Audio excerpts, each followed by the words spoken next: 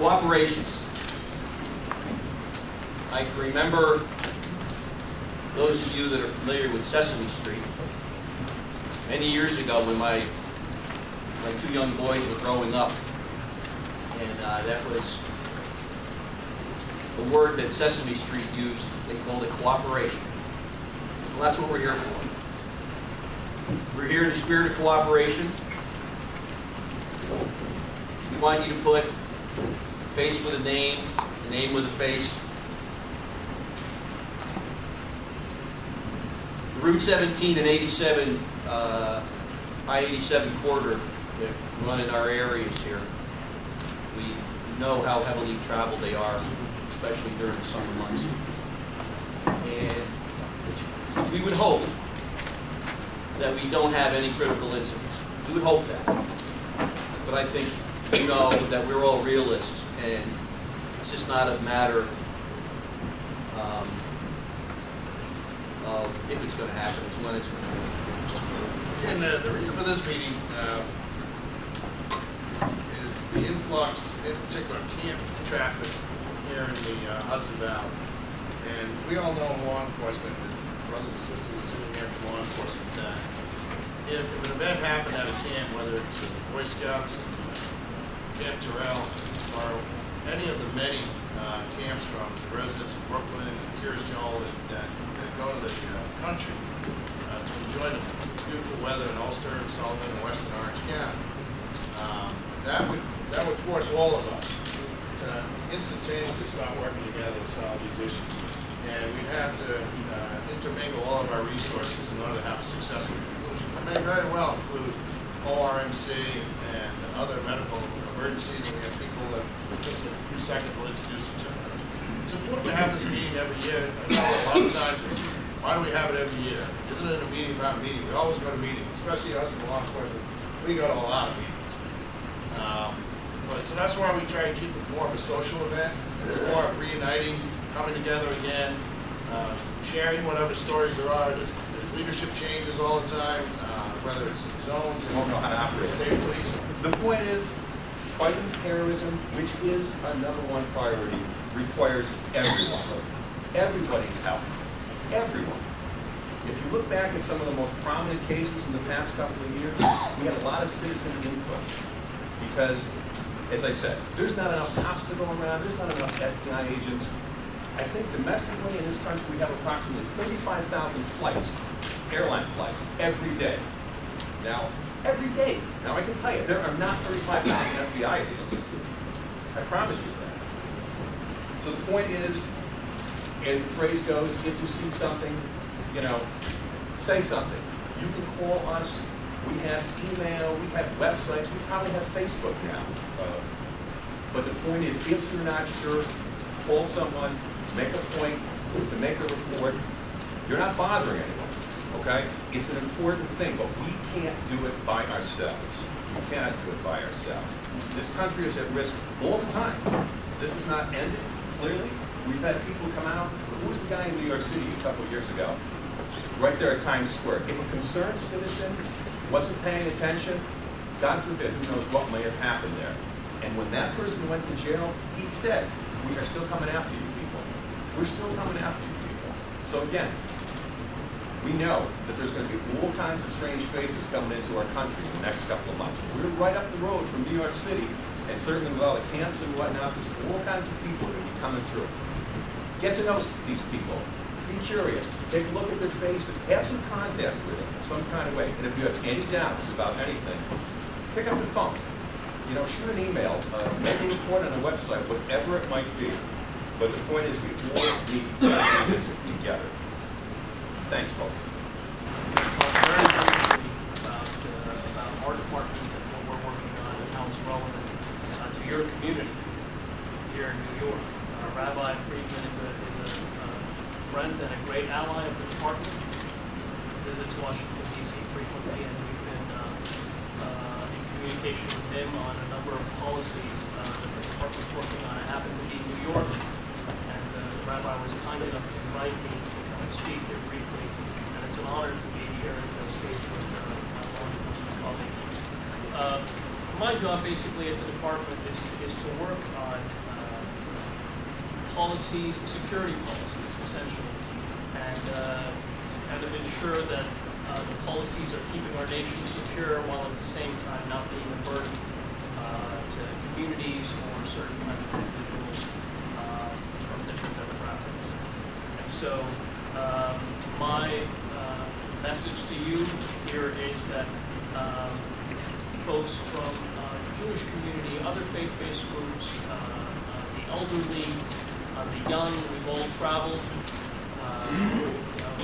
taken flights to the airports. We all hear news about TSA, and those policies, the TSA screening policies, TSA is a part of the Department of Homeland Security, as is Customs when you come back from overseas, as is FEMA, as is USCIS, and folks that grant green card status, citizenship status. It's all part of my department.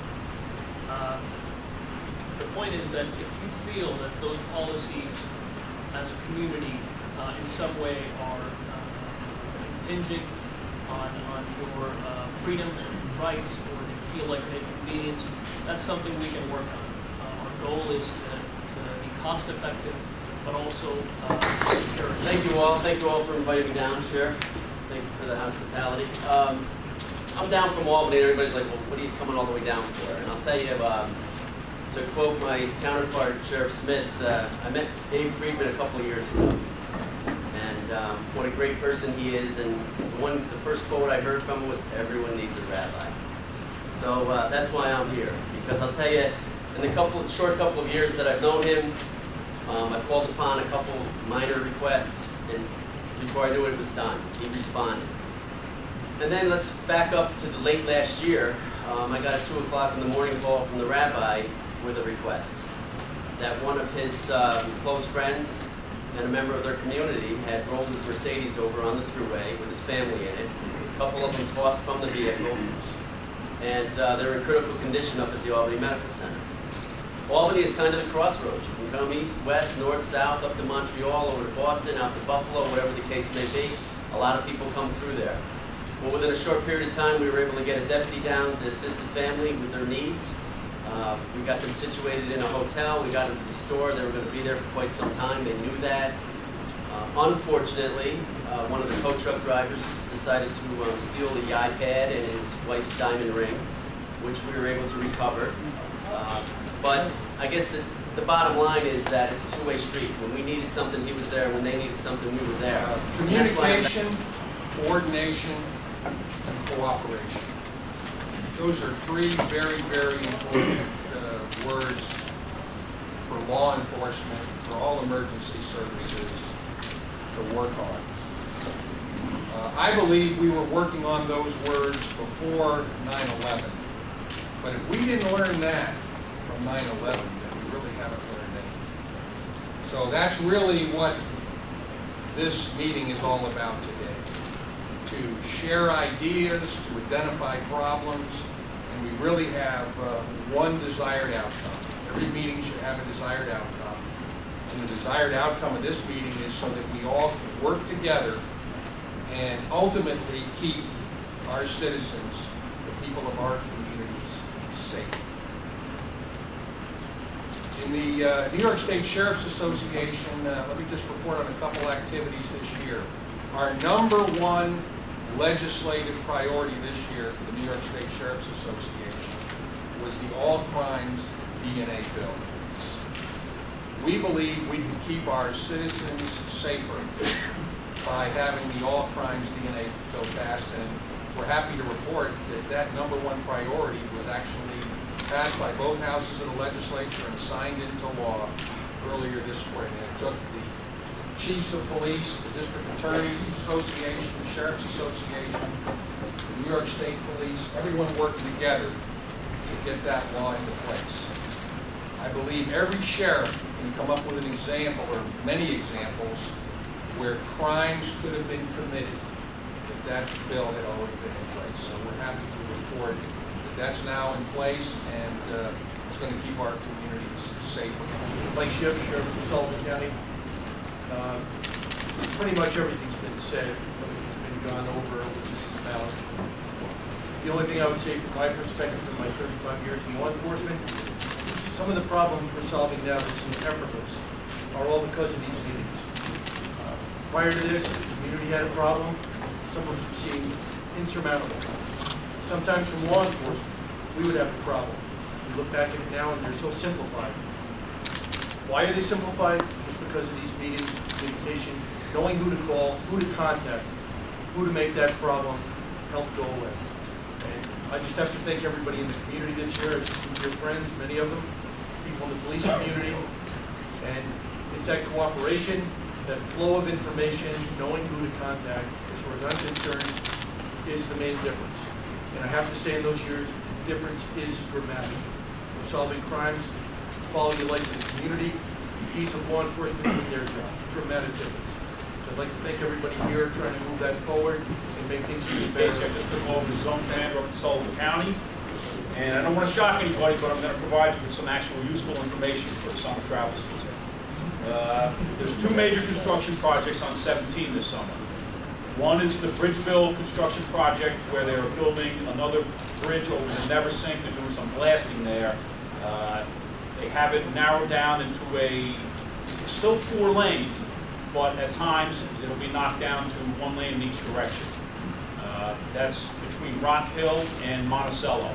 So prepare yourself. That's going to be slow traffic through there. Make sure you leave additional travel time.